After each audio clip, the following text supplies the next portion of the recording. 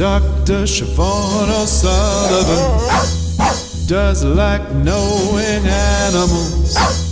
Dr. Siobhan O'Sullivan does like knowing animals. Hey people, welcome to Knowing Animals.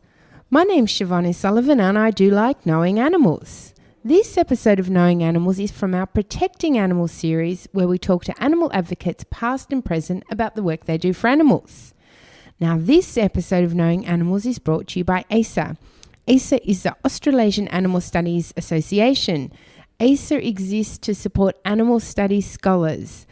Now, you should go over to ASA's Facebook page and like it, and that way you'll be kept up to date with calls for papers, upcoming conferences, funding opportunities, and much, much more.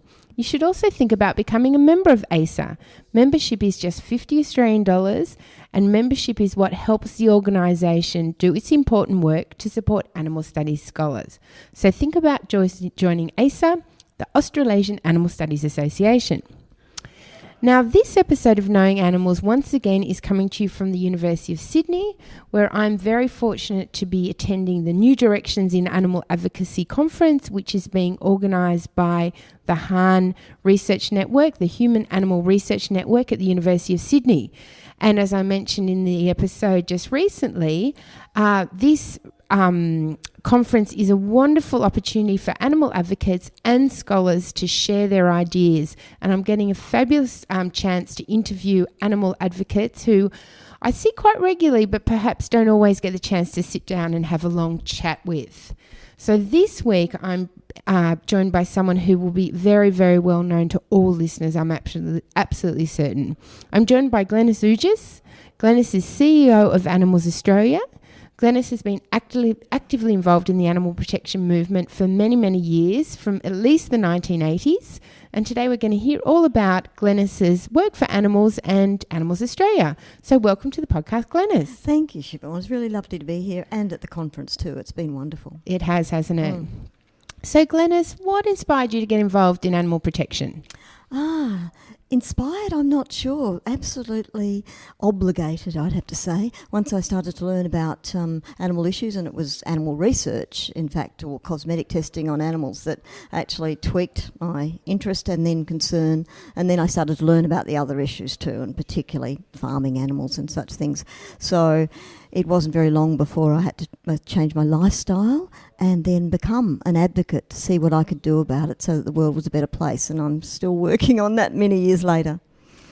Now, you were one of the keynotes at the conference, and you opened the conference giving us a wonderful history of Animals Australia and how much it's changed over the years. Could you tell listeners a little bit about the type of organisation it was when you first joined? Yeah, thanks. I was really honoured to be asked to do the keynote, and for me it was a chance to analyse, if you like, the changes. Obviously I've lived them, but it's different when you sit down and have to present to other people who don't know about it. We started from the 1980s, as you said, and I was not the first person, but when I joined in 83, I was the only employee at the time, and that was a part-time thing from my house. An electronic typewriter and a filing cabinet was about all I had. And so I talked at the conference about the lack of tools that we had, knowledge as well, expertise. There wasn't much in the way of animal science at that time, but it was only just starting. We didn't have the internet. We didn't have those sort of communication, that communication ability, and as I say, the skills. We thought that the political way, getting politicians to change the law, was the primary, perhaps only way, and we've developed so much since then. As I say, we've got other tools. We've built expertise, but around us the whole context has changed. That is, animal welfare science has developed, things like pain relief have been developed, animal awareness in the community has, through ours and through the actions of so many advocates, has changed. Increased, of course, which is the point. You have to have community awareness. We have developed greatly in that, I guess to say, as an organisation, we've grown. The animal advocacy more broadly movement has grown around us, and things like being able to put videos together, having social media to transmit those images, building our resources, and I mean by that financial and people resources, to be able to actually have the funds to do television commercials and other advertising, billboards and such things.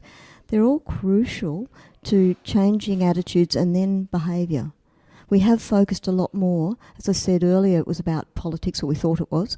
These days we also focus greatly on people making compassionate choices, changing just their awareness and their attitudes into behaviour, and that adding pressure to decision makers, broader decision makers. So, Glenys, I've had the privilege of being able to observe Animals Australia, from a distance, but also being somewhat involved for some years. And when I think of the organisation, I guess I think in terms of the Senate Select Committee being the first kind of big political entry for the organisation to really come together and demonstrate its capacity to be a political player. Can you tell listeners a little bit about what that Senate Select Committee was, who you contributed and what the outcomes were? Yes, sure, certainly. Perhaps only in broad brush it was huge. In 1983, the then Democrats leader, Don Chipp, actually, with a lot of urging, I suppose, from the advocacy movement as it was then, and Animals Australia, we were called the Australian Federation of Animal Societies at the time and represented a number of groups, so a large number of groups. So we helped to lobby and to get the Senate to support that motion, which was to set up a Senate Select Committee on Animal Welfare. And if people don't quite know what that is, it's a long-term inquiry. It doesn't say that you have to report on X by X. It goes and went over several parliaments, indeed from 1984 when it started to 1991. 10 or 11 reports came out and they made recommendations. Animals Australia, as I say, lobbied with others to have that set up, but then we also put the benchmark submissions in. That is, we scrounged around to pull whatever expertise we could. The member groups, some of them were working on different issues and they helped with their knowledge to put them together. We put professional submissions together and made recommendations, and even brought experts from overseas if we didn't have the expertise here, from the UK, from Europe. And they held hearings just as well as Royal Commissions do, really.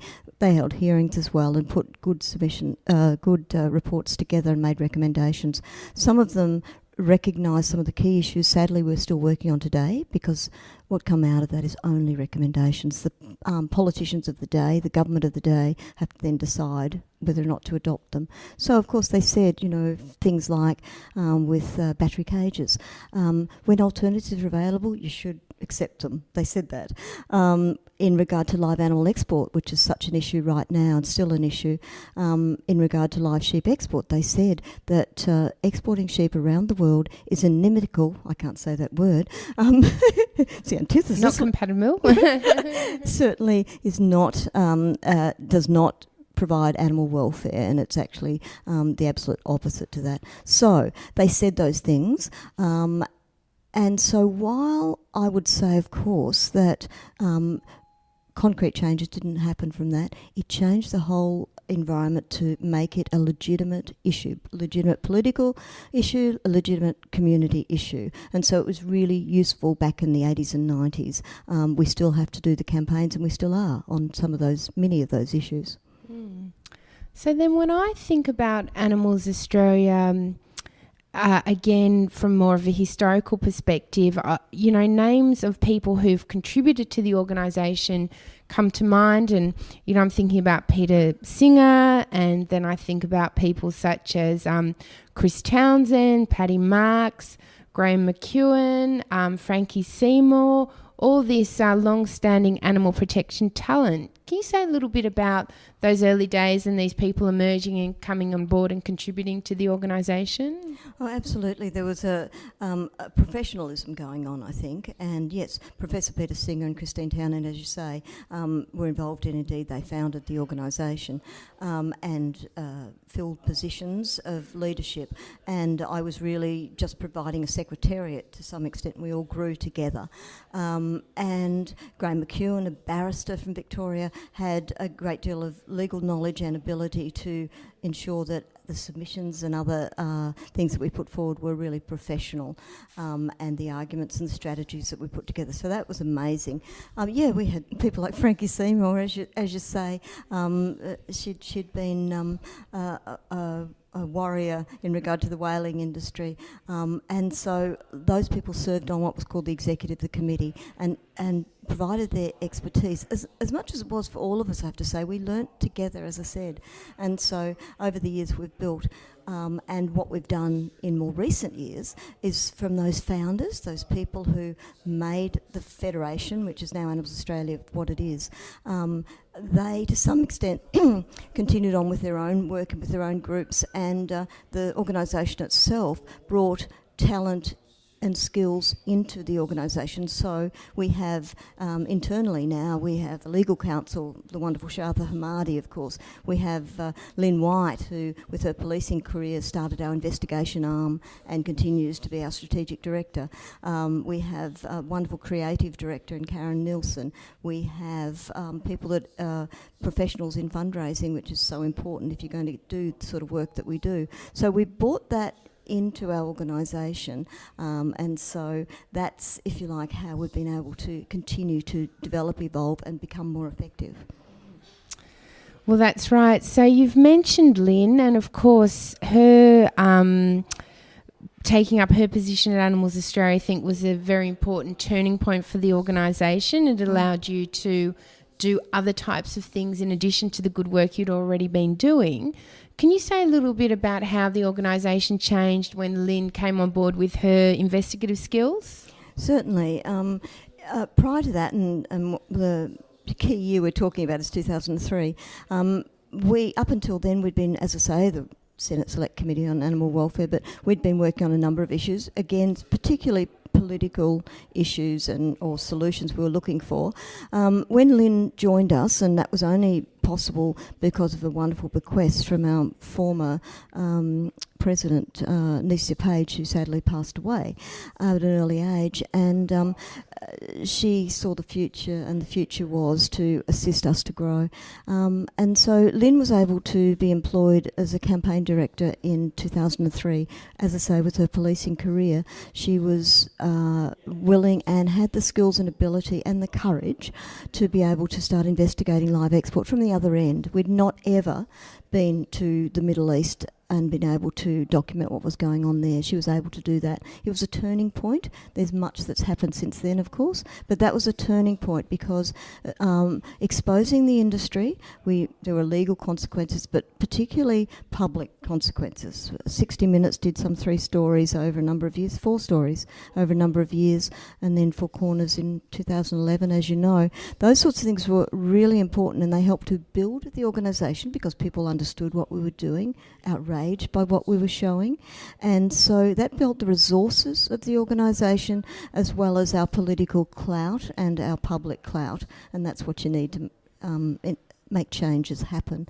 Lynn is a key part of our organisation and continues now, most recently, to be working particularly with our international side of our work, which is called Animals International, of course, and we're working in a number of countries. So there's the growth and the changes have been significant. So again, when I think about Animals Australia and the journey you've been on, 2011, A Bloody Business, the Four Corners expose to me was a real turning point. Can you say something about, did you know it was going to be so significant, and what was it like the hours, days, weeks after that went to air? We did know it would be fairly big. You can never guess how big it will be.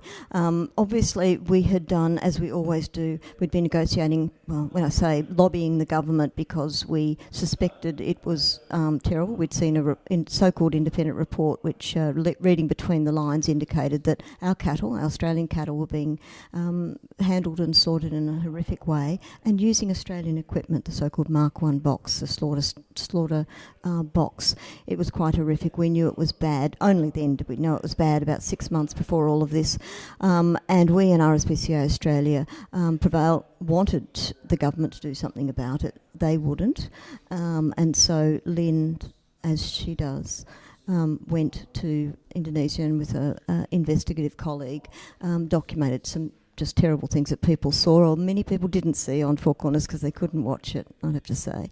That was a turning point, if you like, because it had built on work done previously, but the days and the weeks before that as well, we had to learn all we could about the Indonesian live export end of the journey, and while we knew it was happening, there's a lot of research and other work you need to do and preparations. So that was day and night for probably 3 months prior, and a lot of extra work. And even once it then went to air, there was just an avalanche of supporters coming to the organisation, media outlets, lobbying of politicians, briefing of politicians and media. It was just amazing. I do recall in my home office, being up at all times of the night with teleconferences and such things, and at one point, and this was probably 6 days after Bloody Business has gone to air, we learnt that the government was going to close the trade the next day, the cattle trade to Indonesia, or suspended, I should say. And so, I was booking a flight for 6 a.m. that morning, and with a few hours sleep, we were all in Canberra by the next morning, and it was amazing. And the sequence of that, it just went on and on and on, because so many things happened, including, of course, then the very quick development of the ESCAS system, the Export Supply Chain system, and that meant not only to do with Indonesia and cattle, but all of our live animals where they were arriving in importing countries. The exporters were obligated to ensure that places were audited and they were restricted where they could go. So it was just a complete change. It's not what we want. You'll realise that, Siobhan, everyone will, but that's not our end goal. Transporting animals around the world is ridiculous and stressful, and it's, as the Senate Select Committee said so many years ago, it's not what we should be doing. So, it was a turning point. Our organisation we had about 10 employees at that point, and we are 3 or 4 times that size now. Size does matter when you're trying to change what are routine and embedded practices and attitudes. Well, Glenys, I know that you have still got a lot to give to the animal protection movement, and, hopefully you'll be with us for many, many years to come. But given that I've got you here today, looking back over your career and your time, what do you see when you look at how the animal movement has changed, say, since the 80s to today? Well, it's so much larger. That's fairly obvious. It's grown, which is terrific. Not just Animals Australia, of course. We're only one small part of what I call the animal movement. The development of new groups, the SAVE groups and others, are really mixing it up, if you like, which is needed. We have to consistently be changing what we do and how we do it to influence people. So I see that we now have more political clout than we had virtually none at the outset, absolutely. Community awareness has been raised so much. People are more aware of the issues than they are about the organisations. Often people will ask me, people I hadn't known before, ask me who I work for, and I'll say Animals Australia, and because I'm in my bubble, I think people might know what that is, but they don't. But as soon as you say live export, or you say, live baiting of greyhound, which was another issue that we took up a couple of years ago, if you say those things, then people know. And so, and they will agree with you on most things. The other thing that I'm seeing a lot is, everyone is seeing, the trend towards veganism and connecting that not just to environment and health, but also to animal welfare. People making those lifestyle, they think at the outset large lifestyle changes, but making compassionate choices. I see that more and more, and I'm just so pleased that we've been able to do that. Not just talk about decision makers and what they do, but that responsibility on every individual person making changes that will, in the end, influence, again, the decision makers to make this a kind of world for animals, which we've got a long way to go, Siobhan, I have to say, but I have seen so many changes and I'm really enthused. Wonderful. Fantastic. Well, that's exactly where we want you, Glenys. So, Glenys, I ask everyone who comes on the podcast to answer 5 quick questions. Are you ready for your 5 quick questions? Do they have to be quick answers? No, they don't have to be quick answers. Okay. Can you recall when you first started to think that there was something wrong or problematic about the human-non-human animal relationship? Yeah, I was born on a dairy farm, and while that was a long time ago, I was therefore born into a farm where animals were our livelihood, and my parents, my mum and my dad, were the farm workers, if you like, and my brother a lot too, actually. And so I do recall raising a bobby calf on a bottle because it was late in the year, I think, for some reason. My dad gave it to me. And then I realised that when she grew up, her name was Beverly, when she grew up and went into to the dairy herd, she wasn't so great at milking. She did have the first calf, and she had a second calf, and she disappeared. And I'd known her all of her life. And I did not think that was good. I, of course, I was fairly young. I don't know. Maybe I was 8 or 10. I wouldn't say challenged my parents, but sort of indicated to them I was very unhappy about this. And they said, that's just the way it is. And it is just the way it is, because it's not all about. They do care for their animals. I did, but that is the way you make money if you're a dairy farmer. Mm. So can you recall the first thing you did to try and bring about change for animals?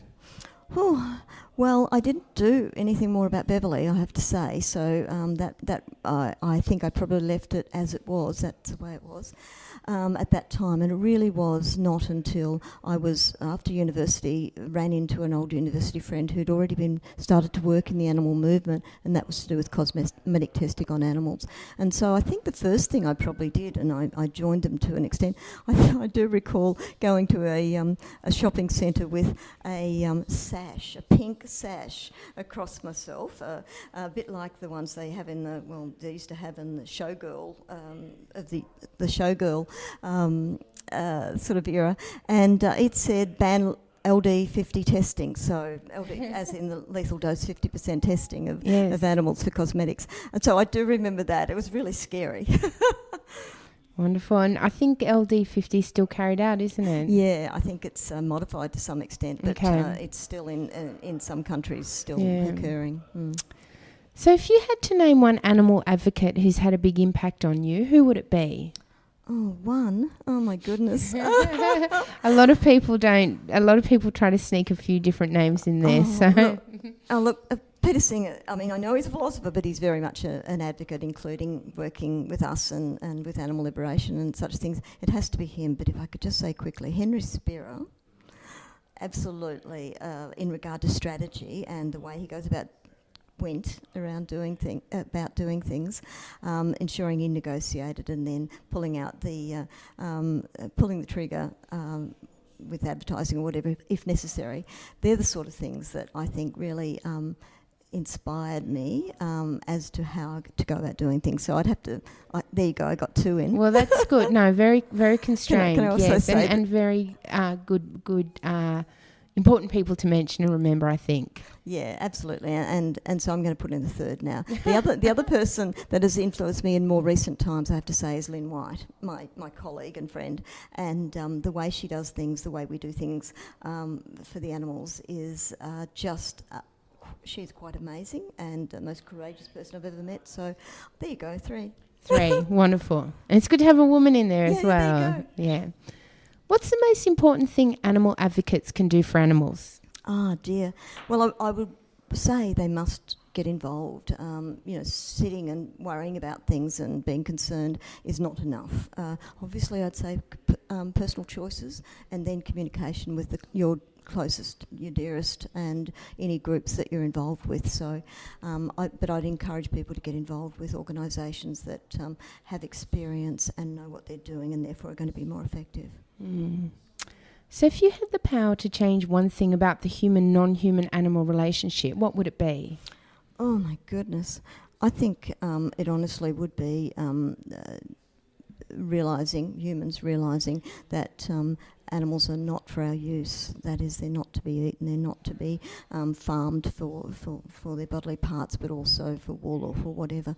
I'd have to say that they're not ours to use, and sadly that often involves abuse as well. And so I'd just say that we just have to realise that we are dominant, but it's imperative that we realise that relationship is such a when you have vulnerable beings, you actually have to change your behaviour. Well, Glenys, perhaps you're not going to be able to tell us in detail, but what are you working on next? Yeah, sometimes it's not. Yeah, oh, absolutely. Obviously, live export, and that's a general term, but the live export of sheep is absolutely at the tipping point at the present time. Having said that, and people will know that this year, through the expose of a wonderful whistleblower, Faisal Allah, from Pakistan on the Awassi Express, that has changed things and led it to the tipping point. I say that, but I have to also say that we will still have to continue to strive for the next X months or perhaps a little more to ensure that is embedded and that we get rid of live sheep export, and then we'll work on other things. The other issue that not issue but other range of issues that we want to again revisit are the battery cage issue, because the poultry standards are under review, and even though we've done much work and so many people put in submissions and did work in the last year or so, we need to continue with that, and we will, and also other routine procedures. Next year we will increase our awareness. We will strive to increase awareness of those, because it's all been too long. We actually have to change. We have such a bias in the agricultural sector, which is why I'm particularly talking about farm animals, in the decision-making processes, and we have to break that down. The community awareness is the only way to do that. Wonderful. So, Glenys, how can people find out more about your work? The website is the key, because I've given up asking Karen and the others how big it is now. Last time I asked, it was X thousand pages, but people can go to the website to find out background, and particularly what current campaigns are, and therefore where to focus their energy on at the present time, because there is an ability, like sheep export, for example, a tipping point that just needs more people power. So please do that. Obviously our Facebook and other social media channels keeps people up to date on a very regular basis, and entertain sometimes. It's not all bad, guys. Please go and have a look. Wonderful. Well, Glenys, thank you so much. And thank you to the listeners for joining us for Knowing Animals, a podcast where we talk to animal studies scholars and animal advocates about their work. You can follow us on Twitter at knowing_animals, and you can also follow us on Facebook, also at Knowing Animals. Also, don't forget to leave a review on iTunes. Reviews make it easier for other people to find us. I'm Siobhan O'Sullivan, and I do like knowing animals.